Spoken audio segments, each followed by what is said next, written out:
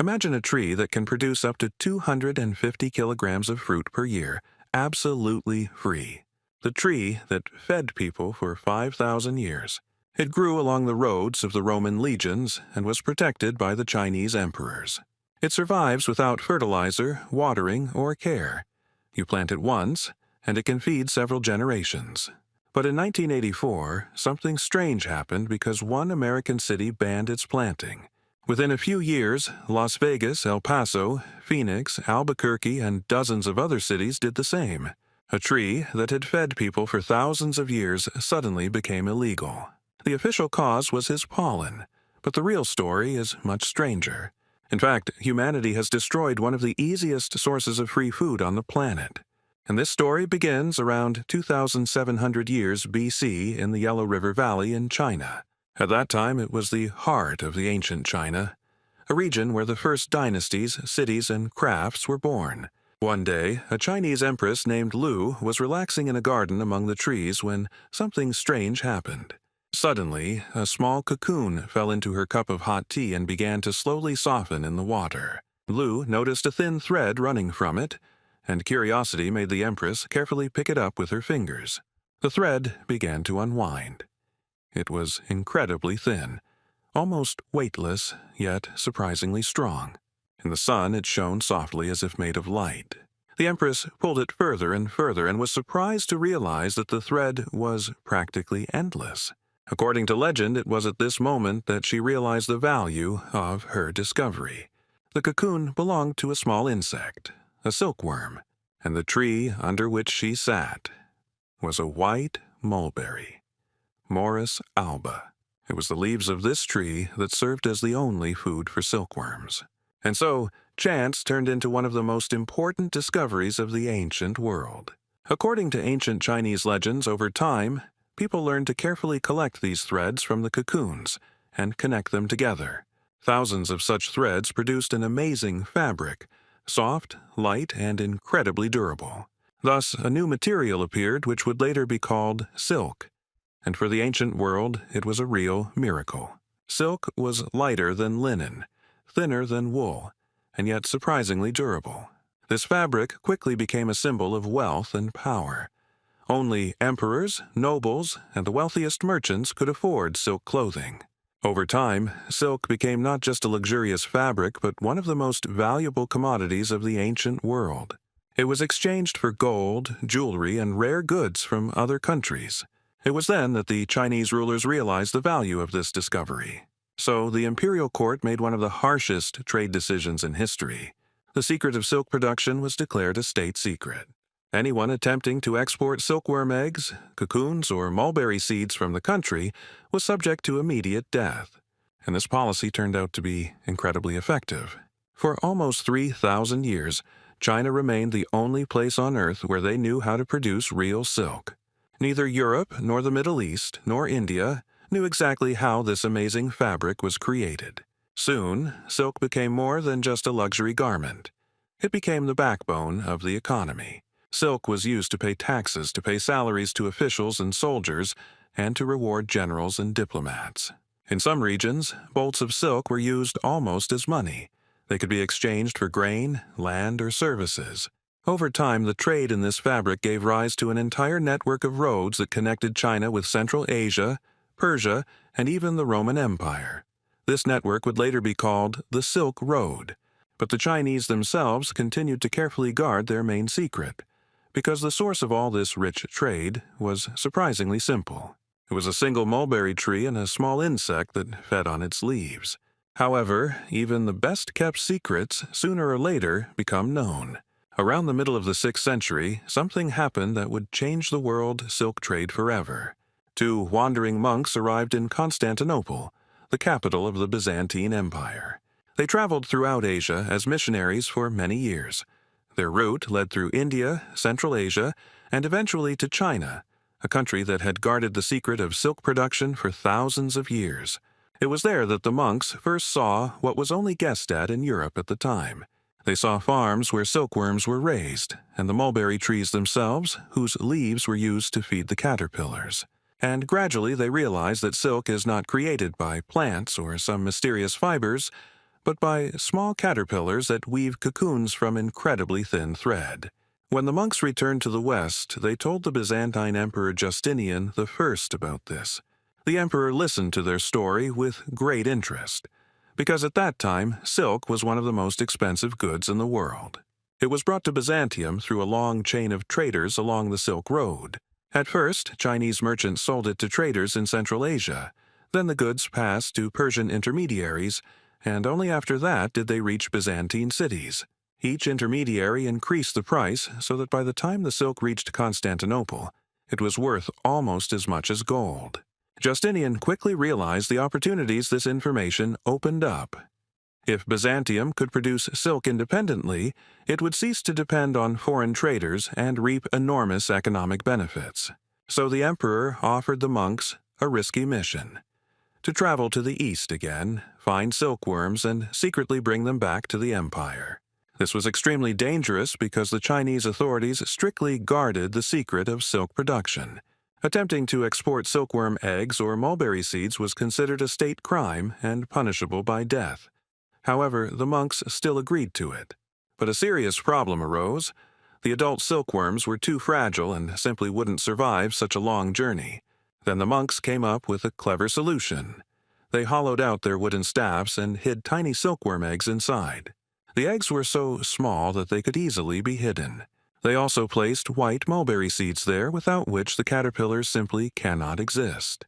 With this unusual cargo, the monks set off back, and none of the people they met on the road even suspected that one of the most valuable secrets of the ancient world was hidden inside ordinary walking sticks. When they finally reached Constantinople, the silkworm eggs were placed in warm rooms. After some time, caterpillars emerged from them, and the Byzantines were able to raise silkworms for the first time. The empire quickly brought the new industry under strict control. State-owned workshops were built to produce precious fabric from the cocoons. Production appeared in Constantinople and other major cities of the empire, and the technology again became a state secret. Thus ended China's nearly 3,000-year monopoly on silk, and it was from this moment that silk production gradually began to spread throughout the world. Meanwhile, mulberry appeared in Europe long before the Byzantine silk workshops. Even during the time of the Roman Empire, the Romans began to cultivate another species of this tree, the black mulberry known as Morus nigra. Its berries were incredibly tasty, sweet, juicy, and very nutritious, so the Romans considered them a real delicacy, and often used them in desserts, sauces, and even wine. But these berries had one serious drawback: they practically did not store well. Ripe mulberries began to spoil within just a day or two, and transporting them over long distances was almost impossible. So the Romans made a very practical decision. Instead of transporting the berries, they began planting mulberries wherever their roads, garrisons, and settlements appeared. Over time, mulberry became one of the signs of Roman presence. They grew along roadsides, near military camps, and next to the villas of Roman landowners. Soldiers could eat the berries on campaigns, and villagers received a simple and almost free source of food. Today, archaeologists are finding direct evidence of this. For example, mulberry seeds have been found in Roman settlements near the Thames. This means that the tree spread with the Romans even to the most remote parts of their empire.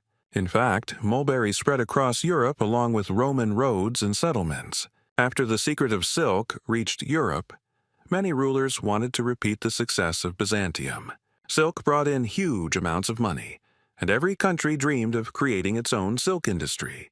But for this, one simple condition was necessary: a huge number of mulberry trees. In the 16th and 17th centuries, a real silk fever began throughout Europe. Kings and rulers issued decrees requiring mulberry trees to be planted in gardens, along roadsides, and on agricultural land. France was especially active in this under King Henry IV. He ordered the planting of hundreds of thousands of trees across the country to provide food for the silkworms. In France, even special royal nurseries appeared where mulberry seedlings were grown. A similar story happened in England when King James I dreamed of turning the country into a major silk producer. At the beginning of the 17th century, he ordered the mass planting of mulberry trees and distributed the seedlings among landowners. But here a funny mistake occurred because silkworms need white mulberry. Morus alba, but the English king began to spread another species, Morus nigra. Its berries were tasty, but the leaves were poorly suited to feeding silkworms, and as a result, thousands of trees were rendered almost useless to the silk industry. Despite this, the mulberry had already spread throughout Europe. It grew in gardens along roadsides and on farms, and together with the European colonists it soon went overseas, and this is how this tree later ended up in America. When Europeans arrived there, they found that the local tribes already knew this tree. The Muskogee tribe, for example, dried the berries, added them to cornbread, and even used them as a natural dye. But the British Crown had other plans, as King James was the first to want to establish a silk industry in the colonies. He dreamed that America would become a major silk producer and be able to compete with Europe. In 1623, he issued a decree that every landowner in the Virginia colony had to plant 10 mulberry trees for every 100 acres of land. Even future President Thomas Jefferson grew trees at his estate, Monticello. But the American silk industry failed. Labor was too expensive, and knowledge of how to properly raise silkworms left much to be desired. But the trees themselves remained. They continued to grow along roads, in gardens, and on farms, gradually taking root in the New World.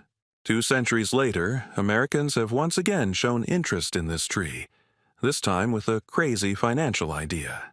The so-called mulberry bubble emerged, a real mulberry financial pyramid. People were sold mulberry saplings at incredible prices, sometimes more than gold. And they were promised that anyone who planted even a few trees would quickly become rich. People invested more and more money, and the trees grew and grew, but the production for which it all began never appeared. Most of the trees turned out to be black mulberry, which was unsuitable for silkworms. People lost money, but the trees remained, continuing to spread throughout the country. It's funny how what was intended as a way to get rich, quick, ended up being free food for future generations. White and black mulberries gradually spread throughout the New World, and later became superfoods grown in gardens and yards. By the 19th century, mulberry trees were already growing everywhere, along roadsides, in gardens, in vacant lots, and even in abandoned areas. Its fruits turned out to be incredibly nutritious, and people gradually began to understand that this tree was a real free source of energy and vitamins. 100 grams of these dried berries contain about 12 grams of protein, almost as much as in eggs. They contain about 2 kilograms of iron, which is more than most regular berries. They are also rich in calcium, magnesium, and potassium, which support bones, muscles, and the heart. But the most interesting thing lies in the berries' chemical composition. Mulberries contain anthocyanins, which give them their rich color and protect blood vessels. Resveratrol, which helps slow aging and maintains heart health. Rutin, which strengthens blood vessel walls and reduces inflammation. And chlorogenic acid, which aids metabolism and acts as an antioxidant. A special feature is the compound DNJ, almost unique to this tree. It blocks the enzyme that converts carbohydrates into glucose and helps curb blood sugar spikes. Simply put, mulberries are delicious, nutritious, and act as a natural superfood, supporting heart health, blood vessels, and blood sugar levels.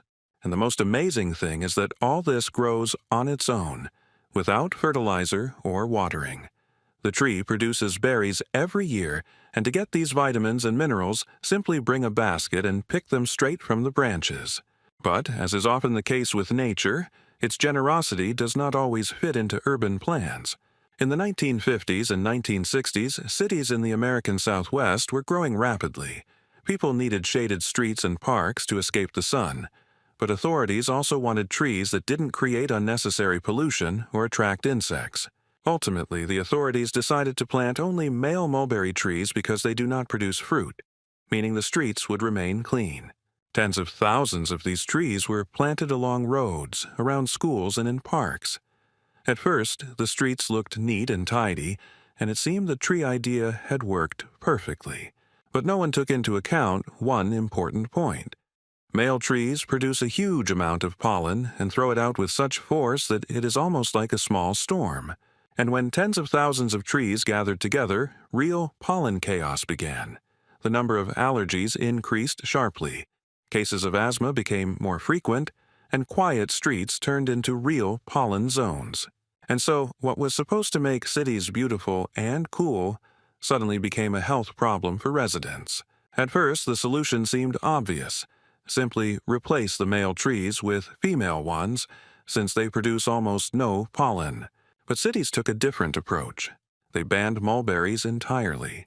Not just male trees, but all trees, even those that were hypoallergenic and produced berries.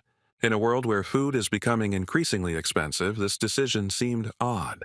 After all, the mulberry tree grows on its own, producing fruit for decades, and therefore free food.